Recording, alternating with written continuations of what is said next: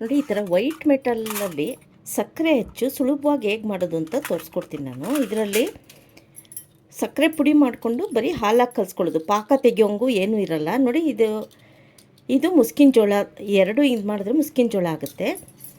ಆಮೇಲೆ ಇದು ಬಾಳೆಹಣ್ಣು, ಈ ಥರ ಎಲ್ಲ ಮಾಡ್ಕೋಬೋದು. ಇದು ಕೃಷ್ಣಂದು ಅಂಬೆಗಾಲ್ ಕೃಷ್ಣ, ತುಂಬ ಚೆನ್ನಾಗಿ ಬರುತ್ತೆ.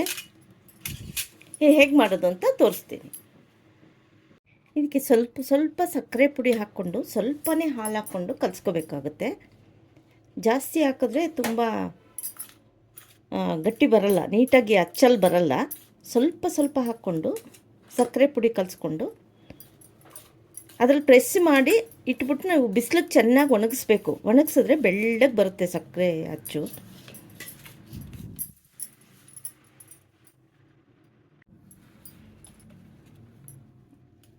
ನೋಡಿ,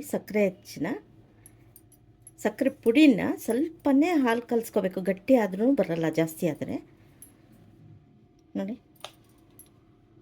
ಇದನ್ನು ನಿಧಾನವಾಗಿ ಈ ಥರ ತಟ್ಟೆ ಮೇಲೆ ಹಿಂಗೆ ಹಾಕಬೇಕು. ನೋಡಿ, ಈಗ ಬಾಳೆಹಣ್ಣು ತೋರಿಸ್ತೀನಿ. ನೀಟಾಗಿ ಎಕ್ಸ್ಟ್ರಾ ಇರೋವೆಲ್ಲ ತೆಗೆದುಬಿಡಬೇಕು.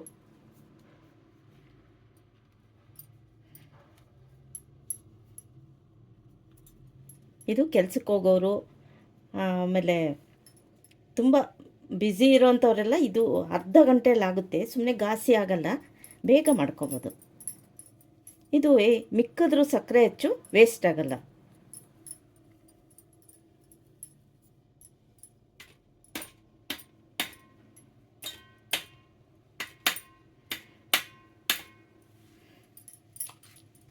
ಇನ್ನೊಂದು ತೋರಿಸ್ತೀನಿ. ನೋಡಿ, ಇದು ನಲ್ಲಿಕಾಯಿ. ಈ ಹಬ್ಬ ಆದಮೇಲೆ ಈ ಸಕ್ಕರೆ ಹೆಚ್ಚು ಮಿಕ್ಕಿದ್ರು ಕಾಫಿ ಟೀಗೆಲ್ಲ ಹಾಕ್ಕೋಬೋದು. ಯಾಕಂದರೆ ನಾವು ಇದಕ್ಕೆ ಏಲಕ್ಕಿ ಪುಡಿ ಏನೂ ಹಾಕಿರಲ್ಲ. ನೋಡಿ,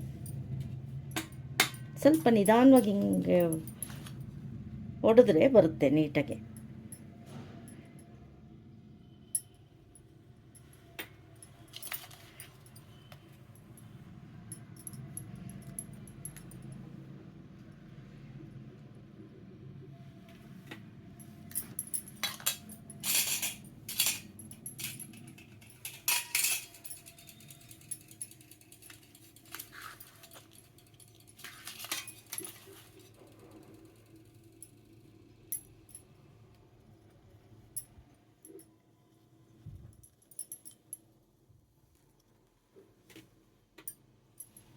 ನೋಡಿ, ಇದು ತೆಂಗಿನಕಾಯಿ.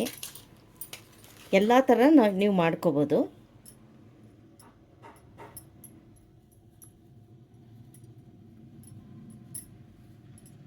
ನೋಡಿ, ಎಷ್ಟು ಸುಲಭವಾಗಿ ಆಗ್ತಾಯಿದೆ.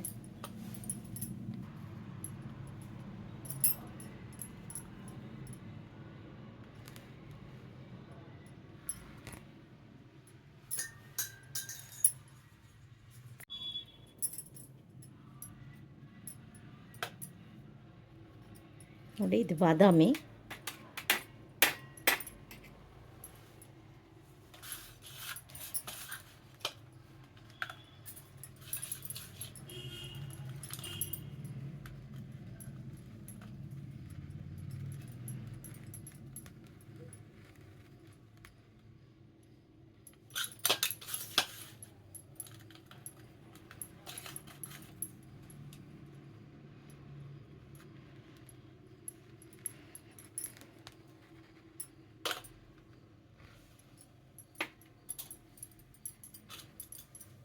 ಈ ಥರ ಇನ್ನೂ ತುಂಬ ಮಾಡ್ಕೋಬೋದು. ಈ ಥರ ನಿಮ್ಮ ಹತ್ರ ಆ ಥರ ವೈಟ್ ಮೆಟಲ್ ಮೋಲ್ಡ್ ಇಲ್ದಿದ್ರೆ ನೋಡಿ, ಡಬ್ಬಿಯಲ್ಲೂ ಮಾಡ್ಕೋಬೋದು. ಈ ಥರ ಐಸ್ ಕ್ರೀಮ್ ಟ್ರೇಯಲ್ಲಿ ಅಥವಾ ಚಾಕ್ಲೇಟು ಟ್ರೇಯಲ್ಲಿ ಯಾವುದ್ರಲ್ಲಿ ಬೇಕಾದರೂ ಚಾಕ್ಲೇಟ್ ಮೋಲ್ಡು ಆಗುತ್ತೆ, ನೀಟಾಗಿ ಬರುತ್ತೆ ಅದರಲ್ಲೂ. ನೋಡಿ,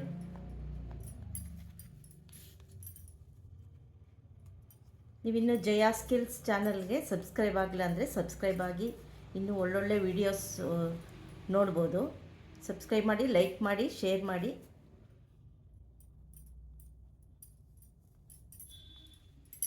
ನೋಡಿ, ಗಟ್ಟಿಯಾಗಿ ಈ ಥರ ಪ್ರೆಸ್ ಮಾಡ್ಕೊಳ್ಳಿ.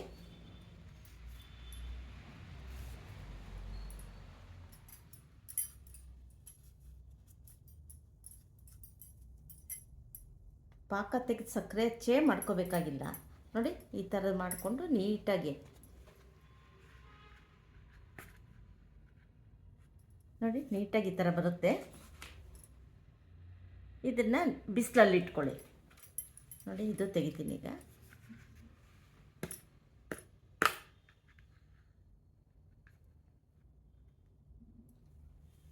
ಸ್ವಲ್ಪ ಸರಿ ಬರಲಿಲ್ಲ, ಇನ್ನೊಂದು ಸಲ ಮಾಡ್ಕೋಬೋದು. ಆ ಥರ ಕೆಟ್ಟೋದ್ರೆ ಮತ್ತೆ ಅದಕ್ಕೆ ಹಾಕಿ ಮತ್ತೆ ಮಾಡ್ಕೋಬೋದು ನೀವು. ಯಾವುದು ವೇಸ್ಟ್ ಆಗಲ್ಲ ಇದರಲ್ಲಿ.